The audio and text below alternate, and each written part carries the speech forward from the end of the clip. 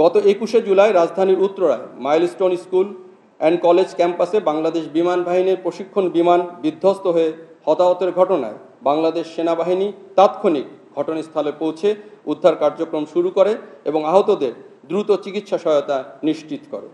সেনা সদস্যরা অত্যন্ত আন্তরিকতা ও পেশাদারিত্বের সাথে উদ্ধার কার্যক্রম পরিচালনা করে।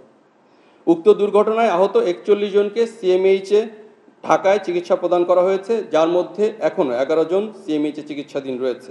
এছাড়াও উদ্ধার কার্যক্রমে নিয়োজিত সেনাবাহিনীর 29 জন সেনা সদস্য শারীরিকভাবে আহত হয়েছে এবং বর্তমানে 3 জন সেনা সদস্য সিএমএইচ ঢাকায় চিকিৎসাধীন রয়েছে। মাইলস্টোন বিমান দুর্ঘটনায় মোট 14টি মৃতদেহ সিএমএইচে আনা হয়, যা তাদের পরিবারের নিকট হস্তান্তর করা হয়েছে।